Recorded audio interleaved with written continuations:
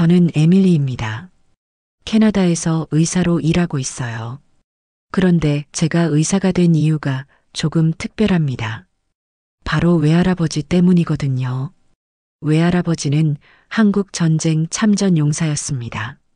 1950년 20살 청년이던 할아버지는 유엔군으로 한국에 파병되었죠. 1930년생이신 할아버지, 파병 전까지는 웃음이 많고 활기찬 청년이셨다고 할머니가 말씀해 주셨어요. 1953년 전쟁에서 돌아온 할아버지는 완전히 달라져 있었습니다. 할아버지는 밤마다 악몽에 시달렸어요. 갑자기 소리를 지르며 일어나서는 적이 온다. 숨어야 한다고 중얼거리곤 했답니다. 큰 소리만 나도 바닥에 엎드리셨고 가족들과 눈을 마주치는 것조차 피했어요. 그리고 화가 나면 주먹으로 벽을 치거나 물건을 집어던지셨죠. 가장 끔찍했던 건 제가 11살이던 1996년 제 생일날이었습니다. 온 가족이 모여서 생일 축하를 하고 있는데 갑자기 케이크 위 촛불을 보시더니 할아버지가 소리를 지르기 시작했어요. 불이야, 폭탄이야, 모두 숨어 그러면서 테이블을 뒤엎으셨어요. 엄마는 울면서 저를 안고 방으로 피했고 아빠는 할아버지를 말리려다가 주먹에 맞아 코피를 흘렸습니다. 그날 밤 저는 엄마에게 물었어요. 할아버지가 왜 이러는 거예요? 엄마는 한참을 망설이시더니 말씀하셨습니다. 할아버지가 한국이라는 나라에서 전쟁을 겪으면서 마음에 깊은 상처를 받으신 거야. 그때 할아버지가 20살이었는데 너무 어린 나이에 끔찍한 걸 많이 보셨어. 할아버지는 제가 20살이 되던 2005년에 돌아가셨어요. 향년 75세였죠. 돌아가시기 직전까지도 전쟁 때 이야기는 단 한 번도 해주지 않으셨어요. 다만 가끔 미안하다, 미안하다고 중얼거리시곤 했습니다. 그때부터 저는 한국이라는 나라를 원망하기 시작했어요. 우리 가족을 이렇게 망가뜨린 그 나라가 미웠습니다. 할아버지의 따뜻한 미소를 빼앗아간 그곳이 싫었어요. 그래서 저는 다짐했습니다. 언젠가 의사가 되어서 할아버지 같은 분들을 치료해드리겠다고요. 2010년 의대를 졸업하고 2014년 전문의 자격을 취득한 후에도 그 마음은 변하지 않았습니다. 내과 전문의로 일하면서 PTSD 환자들을 많이 만났거든요. 할아버지처럼 전쟁 트라우마로 고생하는 참전 용사들이 생각보다 많았어요. 하지만 2020년 코로나가 전 세계를 휩쓸었을 때 뜻밖의 기회가 찾아왔어요. 국제의료봉사단에서 한국 파견 의료진을 모집한다는 공고를 본 것입니다. 동료들은 말렸어요. 한국은 아시아에서도 코로나 상황이 심각한 곳인데 왜 굳이 그곳에? 하지만 저는 결심했습니다. 직접 그 나라에 가서 확인해 보겠다고요. 정말로 우리 할아버지를 그렇게 망가뜨린 나라가 어떤 곳인지, 그들이 과연 도움받을 자격이 있는 사람들인지 말이죠. 물론 겉으로는 인도주의적 목적이라고 했습니다. 하지만 속마음은 달랐어요. 저는 한국이라는 나라 자체에 대한 의심과 반감을 가지고 있었거든요. 병원 동료들은 제 결정을 의외라고 했어요. 에밀리가 아시아 쪽에 관심이 있었나? 하지만 저는 그들에게 진짜 이유를 말할 수 없었죠. 할아버지 이야기를 하면 너무 개인적이고 복잡해질 테니까요. 그래서 그냥 새로운 경험을 쌓고 싶어서라고 대답했습니다. 출발 전날 밤 저는 할아버지 유품 상자를 꺼내봤어요. 그 안에는 군복 사진 한 장과 훈장, 그리고 포 서버스 인 코리어라고 적힌 메달이 있었죠. 사진 속 할아버지는 정말 젊고 씩씩해 보였어요. 지금까지 봤던 트라우마에 시달리는 할아버지와는 완전히 다른 모습이었거든요. 할아버지, 제가 그 나라에 가서 확인해 볼게요. 정말로 그곳이 당신을 그렇게 만든 곳인지 말이에요. 저는 사진을 보며 혼잣말을 했어요. 2020년 3월 저는 서울의 한 대학병원에 배치되었습니다. 공항에서부터 느낀 건데 모든 사람들이 마스크를 쓰고 있더라고요. 체온 측정도 곳곳에서 이루어지고 있었고요.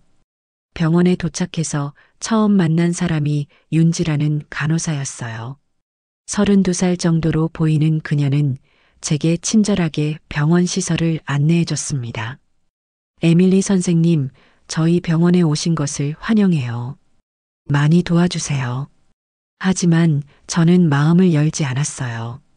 이곳 사람들에 대한 신뢰가 없었거든요. 네, 최선을 다하겠습니다라고 짧게 대답했죠. 저는 중증 환자 병동에 배치되었습니다. 코로나 의심 환자들과 확진자들이 입원해 있는 곳이었어요. 방호복을 입고 들어가는 순간 숨이 막혔습니다. 6년간 내과 전문의로 일했지만 이런 중장비를 입고 진료하는 건 처음이었거든요. 두꺼운 보호장비 때문에 호흡이 어려웠고 안경에는 김이 서려서 시야가 흐려졌어요. 그런데 문제는 언어였습니다. 환자들은 대부분 한국어로만 말했고 저는 통역 없이는 제대로 소통할 수 없었어요. 간단한 의학 용어는 알았지만 환자들의 미묘한 증상 변화나 불편함을 정확히 파악하기는 어려웠습니다. 세 번째 날 심각한 상황이 벌어졌어요. 제가 담당하던 75세 남성 환자가 갑자기 호흡곤란을 호소했습니다. 숨이 안 쉬어져요라고 한국어로 말하는 것 같았는데 정확한 상태를 파악할 수 없었어요. 저는 당황했습니다. 환자의 산소 포화도는 떨어지고 있었고 맥박도 불규칙했어요. 하지만 언제부터 증상이 시작되었는지 어떤 부위가 가장 아픈지 제대로 알 수 없었습니다. 윤지 씨, 빨리 통역을 부탁드려요. 저는 다급하게 외쳤습니다. 하지만 윤지도 다른 응급 환자를 돌보고 있어서 즉시 올 수 없는 상황이었어요. 방호복 안에서 땀이 비 오듯 흘렀습니다. 환자는 점점 더 힘들어했고 저는 정확한 진단도 내리지 못한 채 응급처치만 하고 있었어요. 제발 괜찮아지세요라고 속으로 기도했지만 상황은 나아지지 않았습니다. 결국 다른 한국인 의사가 와서 환자를 인수했어요. 그 의사는 환자와 한국어로 자연스럽게 대화하면서 정확한 상황을 파악했고 적절한 치료를 시행했습니다. 그날 밤 저는 혼자 숙소에서 울었어요. 내가 여기서 뭘 하고 있는 거지? 언어도 통하지 않는 이곳에서 과연 제대로 된 의료진 역할을 할 수 있을까? 더 힘든 건 동료들의 시선이었어요. 아무도 직접 말하지는 않았지만 외국인이라서 어쩔 수 없다는 식의 분위기를 느낄 수 있었거든요. 그럴 때마다 저는 생각했어요. 역시 이 나라는 나와 맞지 않아. 할아버지가 이런 곳에서 고생했구나. 상황은 점점 더 나빠져만 갔습니다. 일주일째 되던 날 제가 두려워했던 상황이 벌어졌습니다. 제가 담당하던 환자 중 한 분이 돌아가신 거예요. 박 씨라는 62세 남성분이었어요. 당뇨와 고혈압을 앓고 계시던 분인데 코로나에 감염되어 입원하신 상태였습니다. 그분은 항상 저에게 고개를 끄덕이며 인사해 주셨어요. 말은 통하지 않았지만 따뜻한 미소를 보여주시는 분이었죠. 그날 오후 박 씨의 혈압이 급격히 떨어지기 시작했어요. 저는 모든 응급처치를 시도했습니다. 하지만 중요한 순간에 또다시 소통의 벽에 부딪혔어요. 박 씨가 무언가 간절히 말씀하려고 하시는데 저는 그 말을 이해할 수 없었습니다. 뭐라고 하시는 거예요? 무엇이 아프세요? 저는 필사적으로 물었지만 박 씨는 점점 의식을 잃어가고 있었어요. 결국 심폐소생술을 시행했지만 박 씨는 그날 저녁 숨을 거두셨습니다. 그 순간 저는 무너졌어요. 만약 내가 한국어를 할 줄 알았다면, 만약 그분의 마지막 말을 이해할 수 있었다면, 자책감이 밀려왔습니다. 더 힘들었던 건 그 다음이었어요. 윤지가 저에게 다가와서 말했거든요. 에밀리 선생님, 너무 자책하지 마세요. 외국인이시라서 어쩔 수 없는 일이에요. 외국인이라서. 그 말이 제 가슴에 비수처럼 꽂혔어요. 저는 의료진으로서 환자를 살리려고 최선을 다했는데 결국 제가 외국인이라는 이유로 한계가 있다는 뜻이잖아요. 그날 밤 저는 병원 옥상으로 올라갔습니다.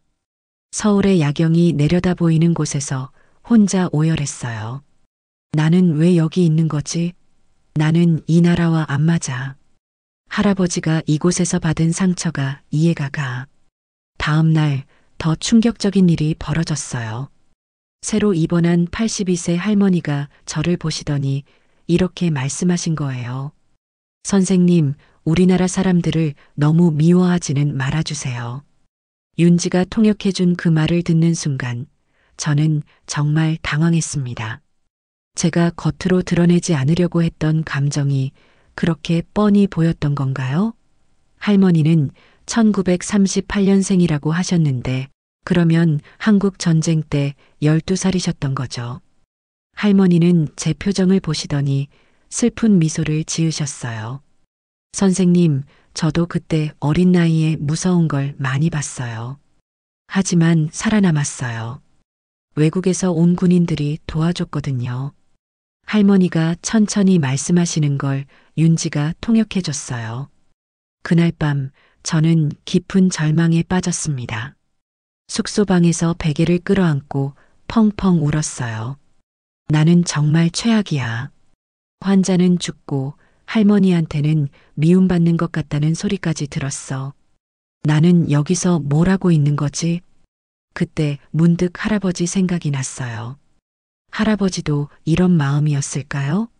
낯선 땅에서 언어도 통하지 않는 곳에서 죽음과 마주하며 얼마나 무력감을 느꼈을까요? 할아버지, 미안해요. 이제야 조금 이해할 것 같아요. 하지만 동시에 분노도 치밀어 올랐어요. 그래, 이 나라가 할아버지를 이렇게 만든 거야. 나도 지금 똑같이 당하고 있어. 저는 그렇게 생각하며 더욱 마음의 문을 닫았습니다. 이틀 후 새로운 환자분이 입원하셨어요. 84세 이씨 할아버지였는데 다른 환자분들과는 뭔가 분위기가 달랐어요. 코로나 확진 판정을 받으셨지만 증상이 경미해서 경과 관찰을 위해 입원하신 상태였거든요. 이씨 할아버지는 참 조용하고 인자한 분이셨어요. 간병인 없이 혼자 계셨는데도 불평 한마디 없이 모든 검사와 치료에 협조적이셨죠. 제가 방에 들어갈 때마다 깍듯하게 인사해 주시고 고맙다는 표현을 자주 하셨어요. 사흘째 되는 날이었어요. 제가 할아버지의 혈압을 재고 있는데 갑자기 할아버지가 저에게 말을 거셨습니다. 선생님, 혹시 캐나다에서 오셨나요? 깜짝 놀랐어요. 어떻게 아셨을까요? 네, 맞습니다. 어떻게 아셨어요? 윤지가 통역해주면서 저도 궁금해서 물어봤죠. 할아버지는 잠시 창밖을 바라보시더니 천천히 입을 여셨어요. 1951년 4월 가평 전투 때 말입니다. 제가 1936년생이니까 그때 15살이었는데 중국군 포격으로 다리를 다쳐서 피를 많이 흘리고 있었어요. 할아버지의 목소리가 떨리기 시작했어요. 그때 캐나다 군인 한 분이 저를 업고 뛰어주셨어요. 키가 크고 머리가 갈색인 젊은 병사였는데 20살 정도로 보였어요. 제가 무거웠을 텐데도 안전한 곳까지 데려다 주셨죠. 저는 심장이 쿵쾅거리기 시작했어요. 1951년에 20살이었다면 1930년생이고 그건 정확히 할아버지와 같은 나이였거든요. 저는 숨을 멈췄어요. 할아버지는 계속 말씀하셨습니다. 그 병사분이 저를 내려놓으면서 한국말로 괜찮다, 괜찮다고 말해주셨어요. 그 말이 얼마나 따뜻했는지 몰라요. 그분 덕분에 지금까지 살아올 수 있었습니다. 제 심장이 더 빠르게 뛰기 시작했어요. 할아버지가 한국말을 배워서 위로해줬다는 이야기는 할머니한테 들은 적이 있었거든요. 혹시 그 병사분 성함을 기억하세요? 저는 떨리는 목소리로 물었어요. 할아버지는 고개를 끄덕이셨어요. 네, 맥도날드라고 했던 것 같아요. 제임스 맥도날드. 70년이 지났지만 절대 잊을 수 없는 이름이에요. 그 순간 저는 온몸에 전율이 흘렀어요. 제임스 맥도날드. 그게 저희 외할아버지 이름이었거든요. 할아버지. 혹시 그 병사가. 저는 말을 잇지 못했어요. 너무 놀라서 제대로 된 문장을 만들 수 없었거든요. 이씨 할아버지는 제 표정을 보시더니 눈을 크게 뜨셨어요. 설마 선생님이 그분의 외손녀예요. 제임스 맥도날드는 제 외할아버지입니다. 저는 겨우 그 말을 꺼냈어요. 그 순간 병실은 조용해졌어요. 할아버지는 잠시 말을 잇지 못하시더니 갑자기 눈물을 흘리기 시작하셨어요. 그렇구나. 그 은인의 손녀가 이렇게 다시 저를 살리러 와주셨구나. 저도 모르게 눈물이 흘렀어요. 지금까지 제가 원망하고 미워했던 이 나라에서 할아버지가 누군가의 생명을 구했다는 사실을 알게 된 거예요. 그리고 그 누군가가 70년이 지난 지금도 할아버지를 기억하고 고마워하고 있다는. 할아버지, 우리 할아버지가 정말 그랬나요? 저는 눈물을 닦으며 물었어요. 이씨 할아버지는 고개를 끄덕이시며 말씀하셨어요. 그뿐만 아니에요. 그 병사분은 저를 병원에 데려다 주신 후에도 며칠 동안 안부를 물으러 와주셨어요. 전쟁 중인데도 한국 소년 하나를 걱정해 주신 거죠. 그때 제가 받은 따뜻함을 평생 잊지 못해요. 제 마음이 뭉클해졌어요.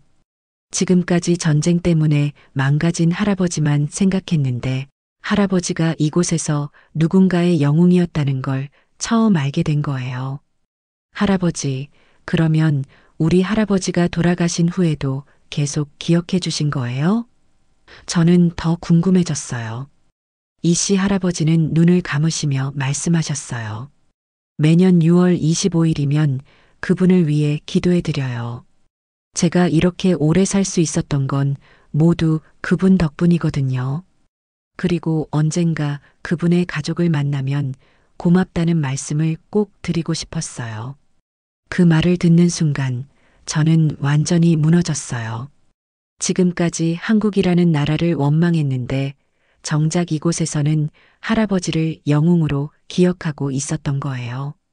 며칠 후 저에게 새로운 소식이 전해졌어요. 서울 시내 대형 병원 선별진료소로 임시 전환 근무를 하게 되었다는 거였어요. 코로나 검사 업무를 도와달라는 요청이었죠. 처음 선별진료소에 도착했을 때 저는 눈을 의심했어요. 병원 주차장에 차들이 일렬로 늘어서 있는데 사람들이 차에서 내리지도 않고 검사를 받고 있는 거예요. 2020년 3월 전 세계가 코로나로 혼란스러운 상황에서 이런 시스템을 보다니 정말 충격적이었어요. 이게 뭐예요? 저는 윤지에게 물었어요. 드라이브 스루 선별 진료소예요. 우리나라에서 세계 최초로 시작한 거거든요.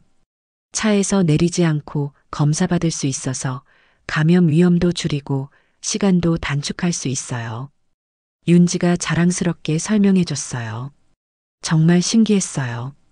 캐나다에서는 아직 이런 시스템이 없었거든요. 코로나 검사를 받으려면 병원에 예약하고 긴 줄을 서서 기다려야 했어요. 그런데 여기서는 차를 타고 와서 10분 만에 모든 검사가 끝나더라고요. 더 놀라운 건 시스템이었어요. 환자가 도착하면 QR코드로 신원 확인을 하고 태블릿으로 문진표를 작성하고 GPS로 동선까지 자동 기록되는 거예요. 이런 시스템은 캐나다에서도 못 봤는데요.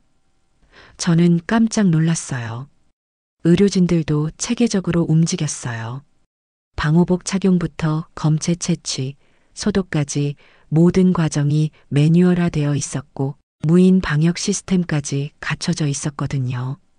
선생님, 이 로봇이 자동으로 소독을 해주는 거예요. 간호사가 설명해 주는데 정말 SF 영화 같았어요. 가장 인상 깊었던 건 확진자 추적 시스템이었어요. 확진자가 나오면 실시간으로 동선이 파악되고 접촉 가능성이 있는 사람들에게 문자가 발송되는 거예요. 이 정도 기술력이면 정말 대단한데요? 저는 속으로 중얼거렸어요. 점심시간에 윤지와 대화를 나누면서 더 많은 걸 알게 되었어요. 에밀리 선생님, 한국이 처음이시죠? 어떠세요? 생각보다 너무 체계적이에요. 솔직히 말하면 이렇게까지 발달한 줄은 몰랐어요. 저는 솔직하게 말했어요. 윤지가 웃으며 말했어요. 많은 외국인들이 그렇게 말씀하세요. 한국을 아직도 전쟁만 했던 나라로 생각하시는 분들이 많거든요. 하지만 우리는 그 경험을 바탕으로 더 강해졌어요. 그 말을 듣는 순간 뭔가 깨달았어요. 저는 지금까지 한국을 70년 전 전쟁 당시 모습으로만 기억하고 있었던 거예요. 하지만 지금 제가 보고 있는 한국은 완전히 달랐어요. 오후에는 자가격리자 관리 시스템도 견학했어요. 스마트폰 앱으로 격리자들의 위치를 실시간 모니터링하고 증상 체크까지 자동화되어 있더라고요. 이런 시스템이 있다면 방역이 훨씬 효율적이겠네요. 네, 자가격리 안전보호 앱이라고 해서 GPS로 위치 추적하고 매일 체온이나 증상을 체크할 수 있어요. 그리고 격리자들에게 필요한 물품도 자동으로 배송되고요. 담당 공무원이 설명해 줬어요. 와, 정말 체계적이네요. 이런 걸 어떻게 이렇게 빨리 만들어내셨어요? 저는 놀라움을 감추지 못했어요. 급하면 급할수록 더 빨리 움직이는 게 우리 특징이에요. 특히 생명과 직결된 문제라면 더욱 그렇죠. 공무원이 웃으며 대답했어요. 그날 저녁 숙소로 돌아가는 길에 생각했어요. 이 나라는 전쟁만 했던 곳이 아니었어. 이젠 생명을 지키는 최첨단 방어선이 된 거야. 캐나다에서 일할 때보다 훨씬 체계적이고 빠른 대응을 보면서 저는 이 나라에 대한 인식이 바뀌기 시작했어요. 할아버지가 지키려고 했던 그 나라가 이렇게 발전한 거구나 싶었죠. 일주일 후 다시 한번 중요한 순간이 찾아왔어요. 선별진료소에서 갑자기 호흡곤란을 호소하는 할머니가 오신 거예요. 78세 정도로 보이는 분이셨는데 산소 포화도가 급격히 떨어지고 있었어요. 예전 같았으면 당황했을 거예요. 하지만 이번에는 달랐어요. 즉시 태블릿에 실시간 통역 시스템을 켜고 할머니와 소통하기 시작했거든요. 6년간 내과 전문의로 일한 경험과 한국의 첨단 시스템이 합쳐지니 훨씬 자신감이 생겼어요. 할머니, 언제부터 숨이 가빠지셨어요? 통역기를 통해 물어봤어요. 어제 저녁부터 조금씩 그랬는데 오늘 아침에 갑자기 심해졌어요. 할머니의 대답이 즉시 영어로 번역되어 나왔어요. 저는 신속하게 산소 공급을 시작하고 병력 청취를 계속했어요. 심장 질환이 있으셨고 최근 약물 복용에 변화가 있었다는 걸 알 수 있었어요. 윤지 씨, 심전도 준비해 주세요. 그리고 응급실에 연락해서 심장내과 협진 요청드려요. 저는 차분하게 지시했어요. 이번에는 모든 게 순조롭게 진행되었어요. 통역 시스템 덕분에 정확한 병력을 파악할 수 있었고 병원의 체계적인 시스템 덕분에 신속한 대응이 가능했거든요. 30분 후 할머니는 안정을 되찾으셨어요. 산소 포화도도 정상으로 돌아왔고 호흡곤란도 많이 호전되었어요. 고맙습니다, 선생님. 덕분에 살았어요. 할머니가 제 손을 잡으며 말씀하셨어요. 그 순간 현장에 있던 간호사들이 모두 박수를 쳐주었어요. 에밀리 선생님, 정말 훌륭하셨어요. 윤지가 환하게 웃으며 말했어요. 저는 뭔가 뜨거운 것이 가슴에 차올랐어요. 드디어 제대로 된 의료진 역할을 해낸 것 같았거든요. 그리고 깨달았어요. 내가 믿지 못했던 건 이 나라가 아니라 내 마음이었구나. 점심시간에 윤지와 대화를 나누면서 더 많은 걸 배웠어요. 에밀리 선생님, 처음 오셨을 때와 많이 달라지셨네요. 그런가요? 어떻게요? 저는 궁금해서 물었어요. 처음엔 마음의 벽이 있으신 것 같았는데 지금은 환자분들을 진심으로 대하시는 게 느껴져요. 윤지가 말했어요. 저는 고백했어요. 사실 처음에는 이 나라가 싫었어요. 개인적인 이유가 있었거든요. 하지만 지금은 어떠세요? 윤지가 관심 있게 물었어요. 놀라워요. 자가격리 앱, 도시락 배송 시스템, 시민들의 자발적 거리두기. 정말 영화 같아요. 이런 게 실제로 가능한 거예요? 윤지가 웃으며 대답했어요. 우리도 처음엔 어려웠어요. 하지만 다 함께 노력한 결과죠. 특히 어르신들이 스마트폰 앱 사용법을 배우시는 걸 보면 정말 감동이에요. 그날 오후 자가격리자 도시락 배송 현장도 견학했어요. 자원봉사자들이 직접 만든 도시락을 각 가정에 배달하는 모습을 보면서 이 나라 사람들의 따뜻함을 느낄 수 있었어요. 정말 대단하네요. 이런 시스템을 어떻게 이렇게 빨리 구축하셨어요? 저는 진심으로 말했어요. 급하면 급할수록 더 단결하는 게 우리 특징이에요. 특히 어려운 이웃을 돕는 건 당연한 거라고 생각해요. 자원봉사자분이 웃으며 말씀해 주셨어요. 저는 또 다른 자원봉사자분께 물어봤어요. 이런 일을 하시는 특별한 이유가 있나요? 우리도 어려울 때 도움받은 적이 많아요. 6.25 때도 외국에서 많은 분들이 우리를 도와주셨잖아요. 이제는 우리가 어려운 분들을 도울 차례죠. 그분이 말씀해 주셨어요. 그 말을 듣는 순간 저는 깊은 감동을 받았어요. 이 나라 사람들이 70년 전 받은 도움을 아직도 기억하고 있다는 게 느껴졌거든요. 그날 밤 저는 일기를 썼어요. 오늘 드디어 해냈다. 한국에서 환자를 제대로 치료한 첫 번째 날이었다. 그리고 깨달았다. 이 나라의 진짜 모습을. 이씨 할아버지가 퇴원하시는 날이 다가왔어요. 코로나 검사 결과도 음성이 나오고 건강 상태도 완전히 회복되셨거든요. 퇴원 전날 할아버지가 저에게 손편지를 써주셨어요. 윤지가 번역해서 읽어주었는데 그 내용을 들으면서 저는 또다시 눈물을 흘렸어요. 에밀리 선생님께 70년 전 제 생명을 구해주신 그 캐나다 병사님의 손녀를 만나게 되어 정말 기뻤습니다. 할아버지께서 이 나라에서 받으신 상처가 클 텐데 그 손녀가 다시 이곳을 찾아와 우리를 치료해 주시니 이게 바로 인연이겠죠. 편지는 계속되었어요. 선생님 덕분에 깨달았습니다. 전쟁은 모든 사람에게 상처를 남기지만 그 상처를 치유하는 것도 사람입니다. 선생님의 할아버지도 선생님도 이 나라의 은인이에요. 고맙습니다. 편지를 다 듣고 나서 저는 할아버지께 말씀드렸어요. 할아버지, 제가 오히려 고마워요. 저에게 진짜 한국을 알려주셔서요.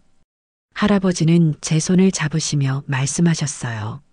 선생님, 이 나라가 지금 이만큼 발전할 수 있었던 건 선생님, 할아버지 같은 분들이 목숨을 걸고 지켜주셨기 때문이에요. 우리는 그 은혜를 절대 잊지 않아요. 그날 저녁 윤지와 마지막 대화를 나눴어요. 제가 곧 캐나다로 돌아간다는 소식을 들은 윤지가 조금 서운해 하더라고요. 에밀리 선생님, 처음에는 어떻게 생각하셨어요? 한국에 대해서요. 윤지가 물었어요. 저는 솔직하게 대답했어요. 미안해요. 처음엔 그냥 이 나라가 겁났어요. 할아버지 때문에 생긴 편견이 있었거든요. 근데 지금은 떠나기 싫네요. 윤지가 웃으며 말했어요. 그럴 줄 알았어요. 처음 오신 분들이 다 그러거든요. 한국을 오해하고 오셨다가 진짜 모습을 보시고 놀라시죠. 정말 그런 것 같아요. 한국이 이렇게 따뜻하고 발전된 나라인 줄 몰랐어요. 특히 어르신들이 젊은 세대를 믿고 따라가시는 모습이 정말 감동적이었어요. 윤지가 진지하게 말했어요. 우린 전쟁도 견뎌냈고 바이러스도 견딜 거예요. 남을 잊지 않고 끝까지 책임지는 게 우리가 배운 한국인의 마음이에요. 선생님, 할아버지가 우리를 도와주신 것처럼 우리도 어려운 사람들을 돕는 거예요. 그 말을 듣는 순간 저는 큰 감동을 받았어요. 이 나라 사람들이 70년 전 도움을 받은 걸 아직도 기억하고 있고 그 은혜를 갚으려고 노력하고 있다는 게 느껴졌거든요. 윤지 씨, 한 가지 더 궁금한 게 있어요. 한국 사람들은 어떻게 이렇게 빨리 새로운 기술을 받아들이시나요? 저는 물었어요. 생존 본능이에요. 우리는 항상 위기 상황에서 살아남아야 했거든요.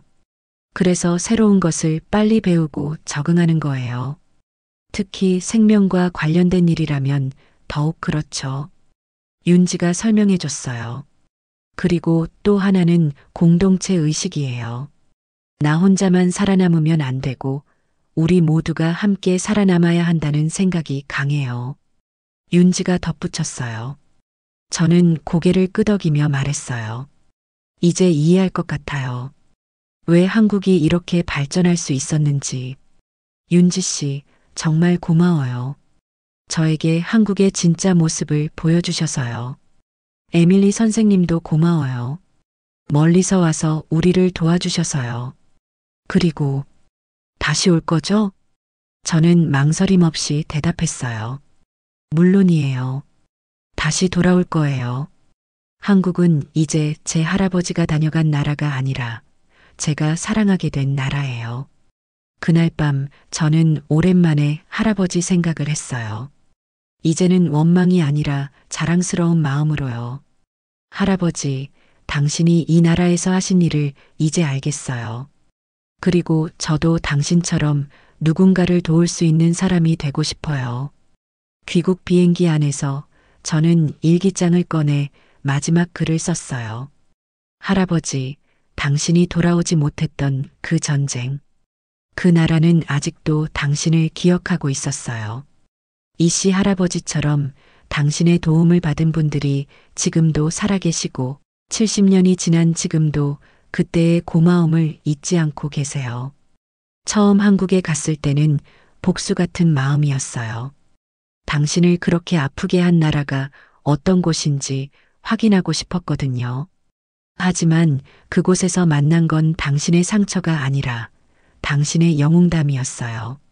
한국은 70년 만에 전쟁의 폐허에서 세계 최고 수준의 의료 강국이 되어 있었어요. 드라이브 스루 검사, 자가격리 앱, 실시간 추적 시스템. 정말 놀라웠어요.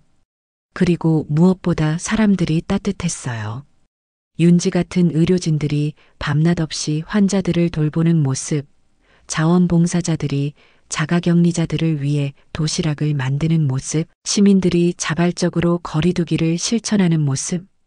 이 모든 게 정말 감동적이었어요.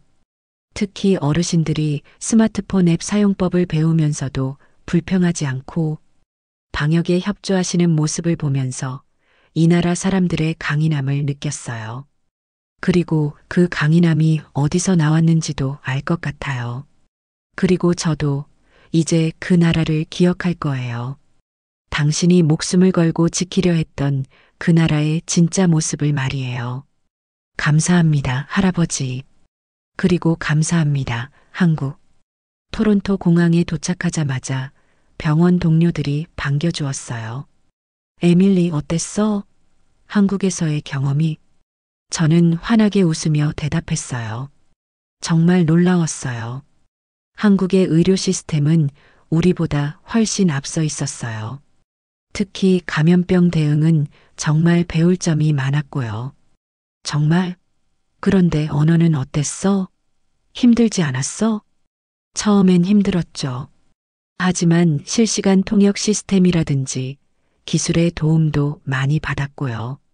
무엇보다 현지 의료진들이 정말 친절하게 도와줬어요. 특히 윤지라는 간호사는 정말 천사 같았어요. 동료들은 제 변화에 놀라는 것 같았어요. 에밀리가 이렇게 밝게 웃는 모습을 오랜만에 보네. 한국이 그렇게 좋았어? 네, 정말 좋았어요. 그리고 다시 가고 싶어요.